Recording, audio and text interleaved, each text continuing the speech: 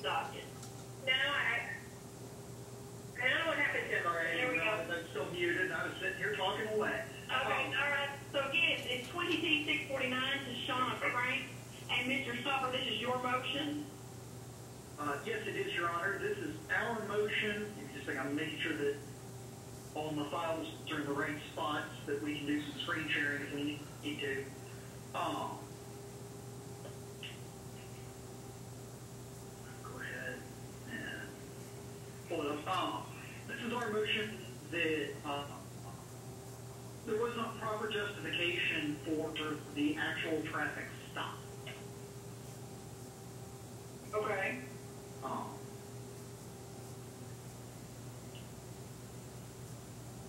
didn't know if you wanted me to proceed first on that or not. Is that the Commonwealth burden, I guess, and Ms. Bremer, do you have your first witness? We do, Judge. We called Deputy Chris Hertstreet. Would you raise your right hand, Deputy? Do you swear or affirm the testimony you're about to give will be the truth, the whole truth, and nothing but the truth? I do. Thank you. If you would state your name for the record. Deputy Chris Hertstreet, And where are you employed? Shelby County Sheriff's Office. As part of your duties with the Sheriff's Office, did you initiate a traffic stop onto Shauna A. Franks? Yes, ma'am. If you would, tell the court when this interaction occurred. I'm going to refer to my citation if that's okay, and it was February 15th of 2020. Okay. What time of day? 10:37 p.m. And if you could, as part of what has been filed in this hearing today for suppression, it's based upon whether or not you had a reason to initiate a traffic stop. So if you could describe as fully and to the best of your memory and knowledge what you observed before initiating a traffic stop of Ms. Franks. Yes, ma'am. I'm going to refer to my citation first, and it states the deputy was traveling westbound near the 35-mile marker and ramp. Deputy observed a vehicle ahead of him not maintaining its lane. Deputy approached the vehicle and observed the vehicle was traveling in a right-hand lane and was weaving in its lane. Deputy then observed a vehicle travel into a right-hand emergency lane. The vehicle then abruptly braked when there was no traffic in front of them. And then I also reviewed the dash cam footage on our system, and it correlates with my citation. There was a little bit of weaving within the lane. At one point, she weaved over into the emergency lane where both passenger side tires would have hit the rumble strips. Looks like she corrected briefly, but then drifted over towards the middle line, the center line, and then traveled a little bit further and all of a sudden applied the brakes. Okay. I want to break this down just a little bit. Focusing first on the dash cam video, if you would explain to the court when does that recording actually begin? I believe our system is set for 30 seconds or 60 seconds. I'm not sure which one.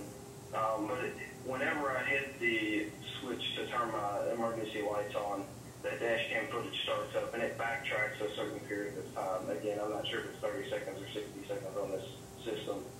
We have a couple different camera systems that we use in our vehicles.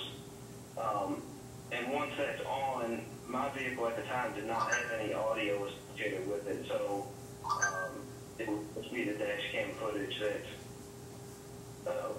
was available, and it stays on until I manually disable it. Okay, so it's safe to say that the recording equipment is always on when your vehicle is running, but it doesn't begin recording until you initiate the light, and then it goes back either 30 or 60 seconds prior and begins the recording. That's correct. I can also manually start it if I'm out somewhere and don't have my lights on. But that would be the only two ways to activate it. Okay. So in preparation for today's hearing, you stated that you did review the video that was recorded in for this particular stop. Is that correct? Yes, ma'am. Okay.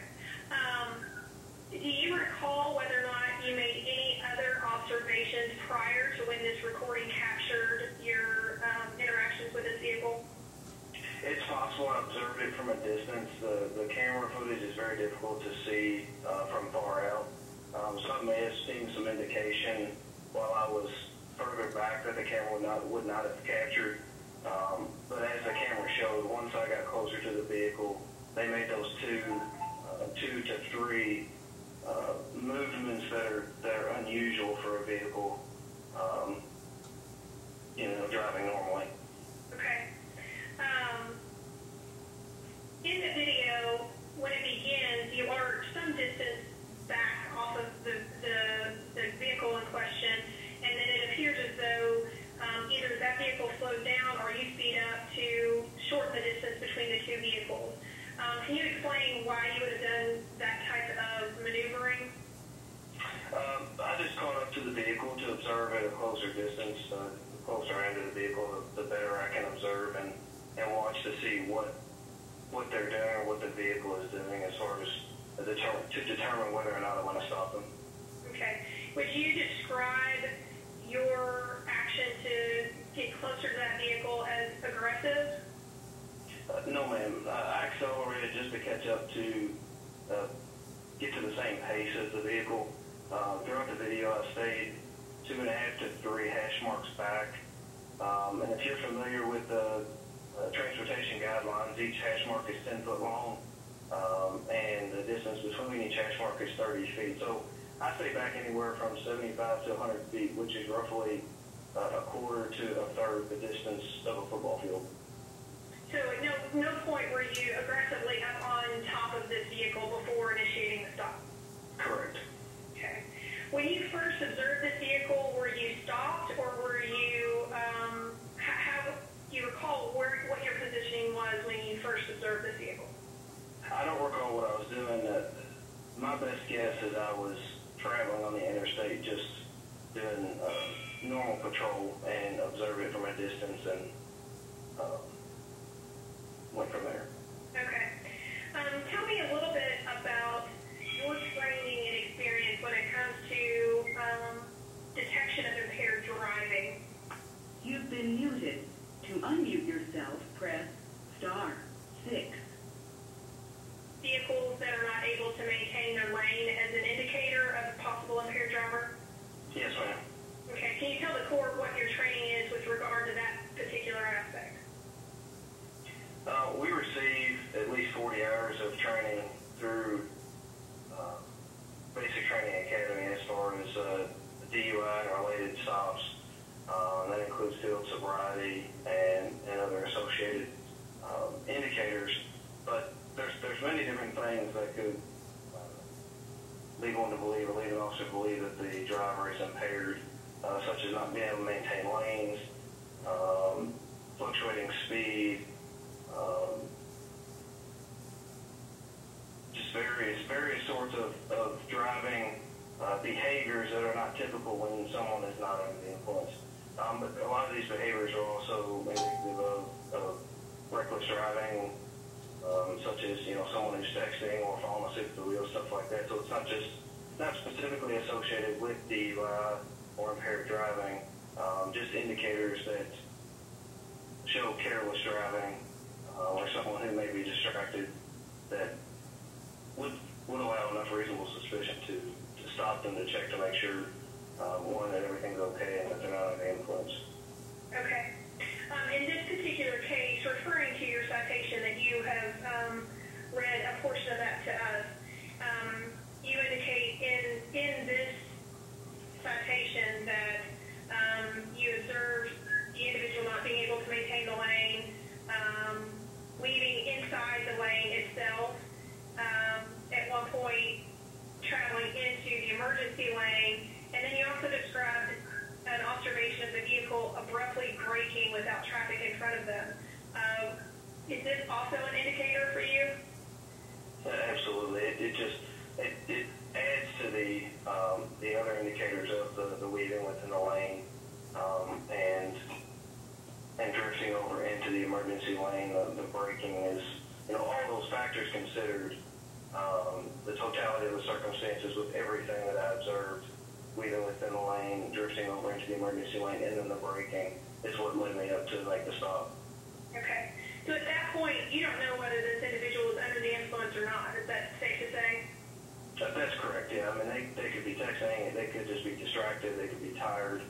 There's been a number of situations where that has been the case, but I later determined that they were under the influence after furthering my investigation by speaking to them and doing a field sobriety test. Okay.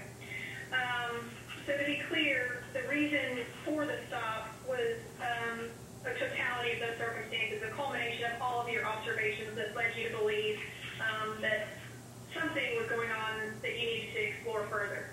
Yes, ma'am. Okay.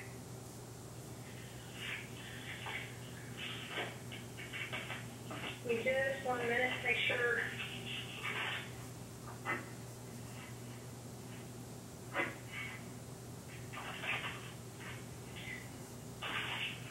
Once you did approach the vehicle, how is it that you were able to ascertain the identity of the driver? I don't recall specifically, but what I do recall, the interaction was she was very compliant, very nice, very cooperative.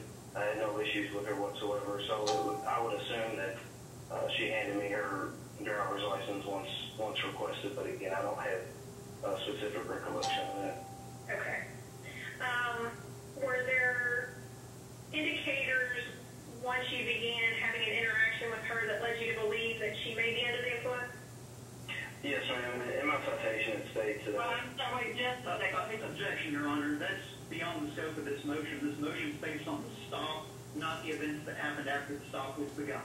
And that's fine. I just wanted to make sure that that's where we were going to leave this, just the issues with leading up to the stop. I didn't want to leave his testimony short of that, Judge, but if we are limiting it to just the reasons for the stop, then I have no further questions. Okay, Mr. Stopper, do you need to check your other docket, or are you prepared to go ahead and cross? That docket doesn't even start getting called for another 9 minutes, Your Honor. Okay, well then go ahead. Okay, Deputy, correct? Yes. Okay. So you noted in your citation that whether you were patrolling, stopped, whatever it was, because you didn't recall, you observed this vehicle on the interstate. That's correct. Okay. And you said it was weaving inside its lane. Correct. Okay. It wasn't crossing lanes. That I don't recall. Weaving within its lane, to me, is bouncing from right-hand lane to left-hand lane or vice versa several times. So that wouldn't be within a lane. What I'm trying to get at is you got the solid line here, dotted line here. Okay? That car's moving back and forth between those two, correct? Yes. Yes. It's not going all the way over into the next lane. It would not be weaving into another lane. Not based on weaving within its lane, correct. Okay. So, the weaving within its lane, are you aware of any infraction that weaving within your own lane would be? What infraction would weaving within your lane be? Careless driving. Okay. So you've got a vehicle that's supposedly weaving within its lane, and you get out, squat behind it, and follow it, correct? I'm not sure if I was already traveling on the interstate or if I got out behind it. You saw this, you began approaching the vehicle. Correct. Okay.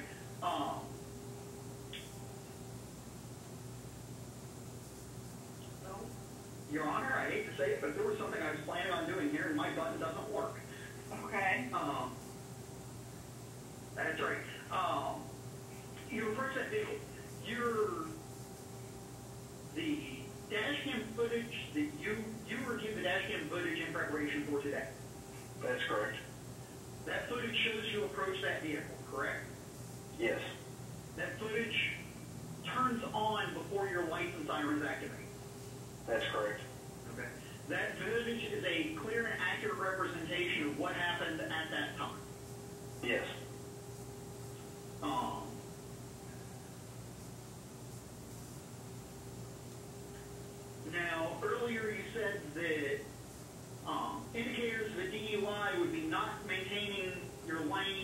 and fluctuating speeds. That's some indicator. There's Some indicator. just some that I listed. Okay.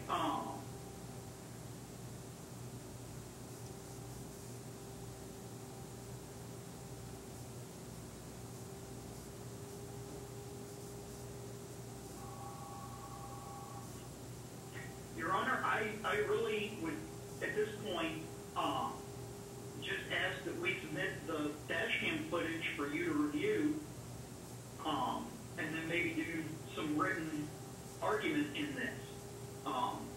Because I was hoping to have a share screen option so that we can pull it up and watch it together. But that requires me to be the meeting organizer. Give me just a second. But I do know that we, both Ms. Brummer and I have this digitally that we could present to the court for you to review. Okay, and if you want, I can take a minute and try to fix it so that you can present that, or if you are comfortable submitting a written summation and the video, that's fine with the court as well. You present your case how you'd like. If you'd like to take a minute and have me try to fix it so that you can do it now, we can do that, or if you are comfortable submitting a written summation and the video, we can also do that as well. I am comfortable with the written summation and the video, Your Honor. Ms. Brummer, that suits the Commonwealth. Ms. Brummer, there we are. Okay, sorry, it glitched on me there. That's fine. Are you suggesting that we do the briefing format where the defense will file their brief along with the video and then give the Commonwealth an opportunity to respond? Yes, well, give me just a second.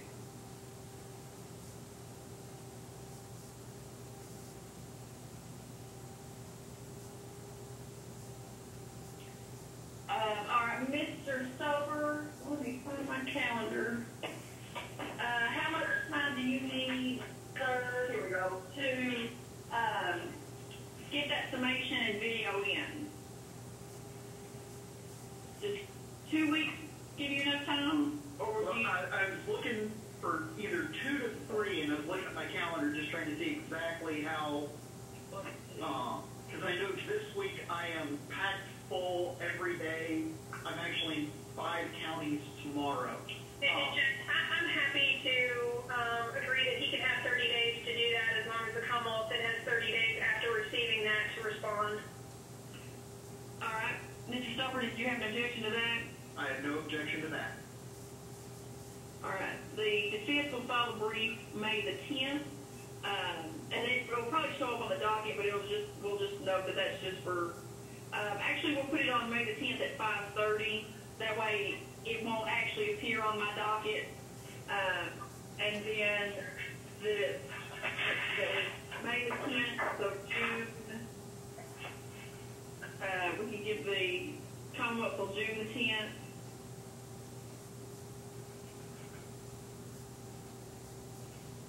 And we'll also just docket that for 5:30, just so we know those are deadlines and it doesn't get lost.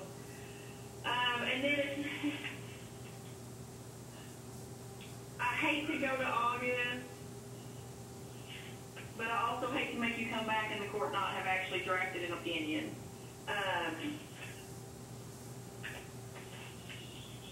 Well, that's June now, so we're looking at July. Then July the 19th, if no one has an objection, it's a little more than 30 days, but there's no courts on the 5th. No, I'm sorry. July the 6th will work. This would be a Shelby Tuesday. July the 6th, the court will render an opinion.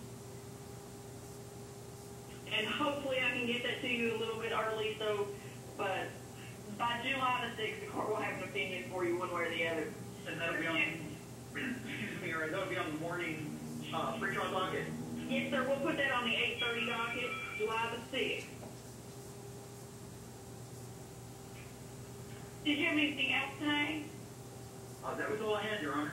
All right. Thank you, Deputy. Thank you, Ms. Brummer. Thank you. I thought there was something else I had to talk to Ms. Brummer about, but I think you responded to that email, so. Oh, yeah. I'm sure I didn't hear. recorded or transcribed.